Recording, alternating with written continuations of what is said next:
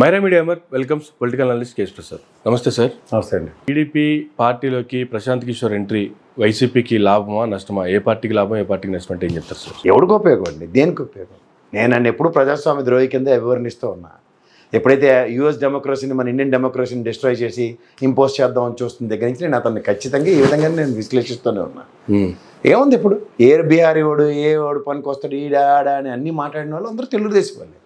ఈరోజు అధికారమే పరమావధిగా అధికారం కోసం తండ్రి కొడుకులు ఇద్దరు ఎలాంటి గడ్డైనా కలవడానికి సిద్ధంగా ఉన్నారు.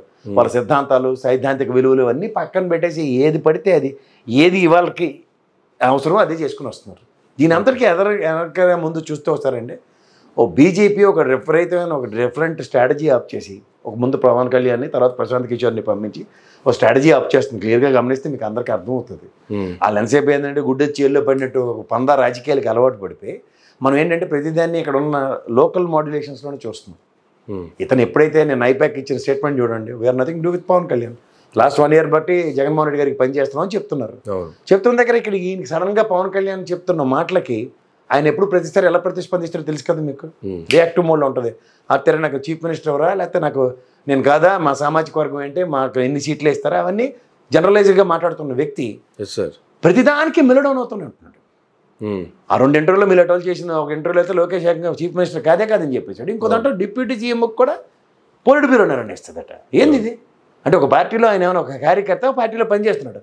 2 పార్టీలు సహయోజకులు రుచుకుని ఒక రాజకీయ క్షేత్రంలో పోరాటం చేస్తుంది దగ్గర ఏ విషయమైనా కామన్ ప్లాట్ఫామ్ మీద చర్చనీయాంశం కాకుండా వాళ్ళు ప్రశాంత్ కిషోర్ మంతనాలకి what way Pawan Kalyan and Janasena is connected.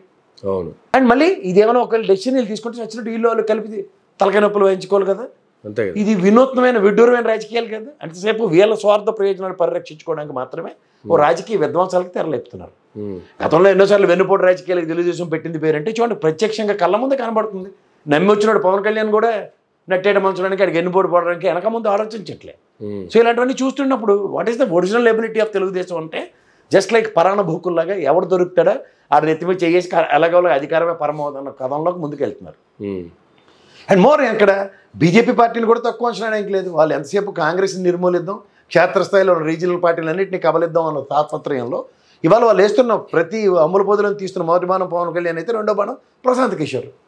ఈ స్ట్రాటజీస్ అన్నీ ఆల్ ఆర్ క్లియర్. మొదటిసారి ప్రశాంత్ కిషోర్ వచ్చినప్పుడు వీడికి మాడు పగిలి తెలుగుదేశం 23కి మాత్రమే కూర్చుంది.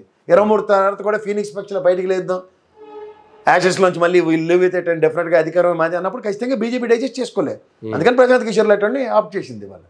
అది ఇలాగే చిన్నపిల్లలు లోకేష్ లాగే పాదయాత్ర 3000 కిలోమీటర్లు బీహార్ అంతా నడిచి ఓ పార్టీ పెట్టి ఉద్ధరించి ఊళ్ళేళ్ళనుడు అయితే ఆ రాజకీయాలు చేసుకోకుండా మళ్ళీ స్ట్రాటజీ స్టాప్స్ ఎందుకు అంటే వీడికి కూడా డబ్బులు ఇస్తే ఏదైనా గడ్డి కరవడానికి వీళ్ళు రెడీ. అంతే కదా, వాళ్ళ అధికారమే పరమావధి, డబ్బులకి ఏదైనా గడ్డి కరవడానికి వీళ్ళు రెడీ. సో ఇలాంటి వాళ్ళతో ప్రజాస్వామ్య పరిరక్షణని మనం నమ్మితే మనకన్నా జడ్డి వేదవాళ్ళు ఇంకోవారు ఉండరు. ఇది ప్రజలు గమనించి మన జడ్డితనాన్ని ఎన్నాళ్ళు పరీక్షకు పెడతాం.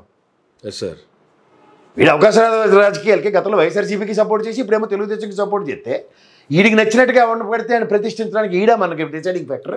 అంతేగా, ఆలోచించండి ఒకసారి. మనం ప్రజాస్వామ్యంలో మన హక్కుని మనం వినియోగించుకుని మనం ప్రభుత్వ స్థాపనలో ప్రభుత్వాన్ని ప్రతిష్ఠిస్తున్న స్థాయిని మనం వదిలి వీడొచ్చి మనకి ఒకసారి వైఎస్ఆర్సీపీకి ఒకసారి తెలుగుదేశంకి ఓట్లేమంటే మన అందరం పిచ్చోళ్ళమా? ఇది నాకు అర్థం కావట్లే. ఈ రాజకీయ పందాలకి వీళ్ళు ఎలాంటి మాటలు మాడారా? బీహార్లో తయారు చేయడానికి బీహారోడు వచ్చి ఇక్కడ రాజకీయాలు చేస్తాడా? వీళ్ళేదో పెద్ద అతిరేత మహారాజుల్లాగా ఓ టెంకిచలు తగిలిన తర్వాత మళ్ళీ ఆడే దిక్కుపోయాడు.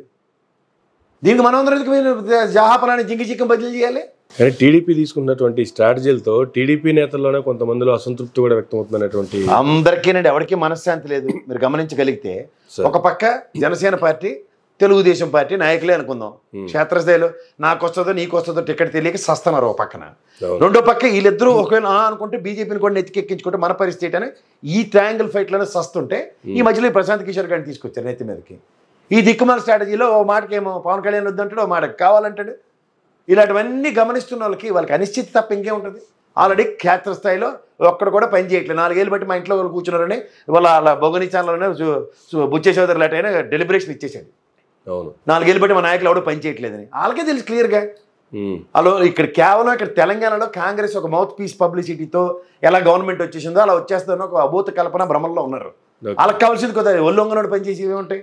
షార్ట్ కట్ మెథడ్లోనే ఉంటాడు. తెలంగాణలో 10 years వీళ్ళకి అధికారం ఇచ్చేయింది, ఒకసారి మారుద్దాం అనుకునేటువంటి అవగాహన కూడా ప్రజల్లో ఉంటుంది. దాంతో కూడా ఒకవేళ మారి ఎక్కడుందండి అవగాహన? ఇక్కడ గ్రేటర్ హైదరాబాద్ ఏమైనా గెలిపించారు, అభివృద్ధికి పట్టం కట్టారు, సంక్షేమానికి అక్కడ కన్ఫ్యూజ్ అయ్యి బొటాబొటీ మార్కులే ఇచ్చారు కదా. కాంగ్రెస్కి ఏమి అంత ఉద్ధరించి ఊళ్ళేసింది ఏం లేదు కదా అక్కడ. అవును, తప్పించి వాళ్ళ సంక్షేమాలు ఏవైతే చెప్పారో అవన్నీ ఇప్పుడు ఎగ్జిక్యూషన్కి కాలు చేయి కూడ తీసుకోపోసి అయిపోతుంది. ఏ కోమటిరెడ్డి బ్రదర్స్ని తెలంగాణ సమాజాన్ని పరిరక్షణ కోసం సంక్షేమం అన్న ఉదంతంలో వాళ్ళ డబ్బులు బిల్లులు ఆపిన కేసీఆర్ ప్రభుత్వం ఇవాళ రాగానే ఆడ 707 కోట్ల బిల్లులు క్లియర్ చేసుకున్నారు. ఇవాళ సంక్షేమానికి కాలు చేయకూడదు తీసుకుని రేషన్ కార్డులు ఏవి ఇవేమని ఎత్తుక్కుంటున్నారు. గమనించండి కావాలంటే. అవును. సో ఇలా స్వార్థ ప్రయోజనాలు పరిరక్షించే కార్యక్రమానికి ఎప్పుడైతే తెరలేపుతారో ప్రజలు ఇష్టంగా గమనిస్తారు. ఇప్పుడు ఈ 3 నెలల టెన్యూర్లో ఇక్కడ 6 పథకాలు ఏవైతే ఎగ్జిక్యూషన్లో ఉన్నాయో వాస్తవానికి దగ్గరగా ఉన్నాయి దూరంగా ఉన్నాయి అని చెప్పడానికి కాంగ్రెస్ ప్రభుత్వంలో కర్ణాటక ఇవాళ తెలంగాణ 2 గుడ్లు తేలేసి కాలు తేలేసి ఉన్నప్పుడు ఏం జరుగుతుంది? ఒక్కడే రేవంత్ రెడ్డి ఒక్కడే పోరాడుతున్నాడు వాళ్ళ పార్టీలో అమాయకంగా. అతను ఒక్కడే కష్టం అంతా అనుభవిస్తున్నాడు. చూసుకోండి కావాలంటే. కానీ ఈ స్ట్రాటజీ అక్కడ ఆంధ్రప్రదేశ్లో పనిచేస్తుంది అంటే ఏం చెప్తారు? ఎలా పనిచేస్తుంది అండి? ఎక్స్పెరిమెంటల్ మాడ్యూల్లో ఎన్నిసార్లు ట్రైల్ అండ్ ఎర్రర్. ఆల్రెడీ మీకు ఒకటే మాట చెప్తున్నాను, సామాన్య మానవుడి మీద నెత్తి మీద పిడుగుపాటులాగా భారం పడుతున్న తరుణంలో ఈ సంక్షేమానికి పెద్ద పెట్టేసింది. ఎవడొచ్చినా ఇంకా సంక్షేమం అని మాట్లాడుతుంటే మిడిల్ క్లాస్ పీపుల్ గురించి ఒక సర్టన్ లెవెల్లో ఉన్న పీపుల్ గురించి ఆలోచించే వాళ్ళు ఎవరు? ఆ విషయంలో వాళ్ళు ఆలోచించరా? ఏదో ఈ నయ్యరా బాబు అట్లీస్ట్ దీనికి మనం ఎక్కష్టమేమో ఇటు కొత్తగా తీసుకొచ్చి ఇంటిలి పదికి అమ్మఒడి అంటాడు, ఇంకెక్కడి నుంచి డబ్బులు తీసుకొస్తారు, మన దగ్గర నుంచి పెండవలసింది మన దగ్గర నుంచే కదా. ఇవన్నీ చూసి ఆలోచించారు, కంపారిజన్ ఈజీగా చేస్తారు. మరి ఎవరో ఇదే సంక్షేమం పునరుత్పాదన చేస్తాం, లేదంటే కదా ఇంకా డబుల్ చేసేస్తాం, ఇంకా ట్రిపుల్ చేసేస్తాం, లేనిపోయిన ఆర్టీసీని కూడా తీసుకొచ్చి ఎత్తి పెడితే ఆల్రెడీ రాష్ట్ర ఖజానా మీద పెనుభారం పడి ఉంది. ఇక్కడ ఇంకా గవర్నర్ 2 రోజులు ఆటైనా ఆడించింది ఇటు అటు తిప్పి. అక్కడ ఆల్రెడీ ఎగ్జిక్యూషన్ ఉన్నారు, they are in power of state government పర్వ్యూలో ఉన్నారు వాళ్ళు. ఇలాంటివన్నిటికీ రెవెన్యూ ఎక్కడి నుంచి జనరేట్ అవుతుంది? మళ్ళీ మన మీద ట్యాక్స్లు. ఇన్నాళ్ళు ట్యాక్స్లు పెంచినప్పుడు వీళ్ళు ఉద్యమం చేసి మన తరఫున నిలబడి ఈ అపోజిషన్ పార్టీ వాళ్ళని వీళ్ళ అధికారం కోసం మనం ఎందుకు వీళ్ళకి ఇవ్వాలి అన్న కోణంలో ఆలోచించరా? అంతే కదా. అంతే. మీరు ప్రతి స్టేట్ ఎగ్జాంపుల్స్ తీసేసుకుంటే బాగానే ఉంటాయి. ఇక్కడ సురేష్ కొనుగోలు అటు వచ్చి ఇక్కడ ప్రశాంత్ కిషోర్ గడు వచ్చి 2 నెలల్లోనే ఇలాగ ఆల్టర్నేటివ్ మేనేజ్మెంట్స్ క్రియేట్ చేసి ఎలక్షన్స్ గెలిచేస్తాం అనుకుంటే ఇంకా అప్పుడు పనే పని చేయరు. పైపు ఎంత సంక్షేమం చేసిన తర్వాత ఓడిపోతే ఇక్కడ తెలంగాణలో ఆల్రెడీ ఒక ఎగ్జాంపుల్, ఓ రైతు బంధువునో దళిత బంధువునో కళ్యాణ లక్ష్మణో అంత సక్సెస్ఫుల్ మాడ్యూల్ చేసిన తర్వాత ఇవాళ వచ్చి ఒక రాష్ట్ర బడ్జెట్ అండి, ఒక సంవత్సరం బడ్జెట్ సంక్షేమం చేస్తే ఇప్పుడున్న ఈ ప్రభుత్వం ఓడిపోయింది అనుకోండి, ఇంకా ఎవరికైనా సంక్షేమం చేయవలసిన అవసరం ఏముంటుంది? అంతే కదా. ఇప్పుడు ఓటు బ్యాంక్ స్థిరీకరణ కోసమే కదా సంక్షేమ పథకాలండి. 76 సంవత్సరాల స్వతంత్రంలో అదే పని చేసుకుని వస్తున్నాం కదా. అప్లిఫ్ట్మెంట్ అని ఒక పదం పెట్టి నెక్కచ్చిగా నిస్వార్థంగా స్వచ్ఛంగా అకౌంటబిలిటీతో ఈ ప్రభుత్వం నిర్వర్తించినప్పుడు కూడా పట్టం కట్టకపోతే ఇంకా దేనికి? అటు ఓన్లీ సంక్షేమం కదా, విద్యకి వైద్యకి కూడా పెద్ద పెట్టే వేస్తున్నారు. వాజ్పేయి గారు చెప్పింది విద్య వైద్య ఆరోగ్యం ఇట్ల మీద నిలకడగా ప్రభుత్వం పనిచేస్తే సరిపోతాం దాని మీదే కదా. ఇవాళ ఆరోగ్యశ్రీ 25 లక్షలకు పెంచి చూపించాడు. విలేజ్ క్లినిక్లు, గడప గడపకి వైద్య సదుపాయాలు, నాడు నేడు స్కూల్లో పరివర్తన చెందిన విధానం, 1574 స్కూల్ అండి ఇవాళ. నాట్ ఓన్లీ ఈజీ థింగ్ కదా ఇన్ స్పాన్ ఆఫ్ 5 years. ఇవన్నీ కళ్ళ ముందు కనబడుతున్నా కూడా ఇంకేం అభివృద్ధి సంక్షేమం అంటే ఏముంది? హైటెక్ సిటీలో అడితే అమరావతి మధ్యలో కడితే అదే అభివృద్ధి.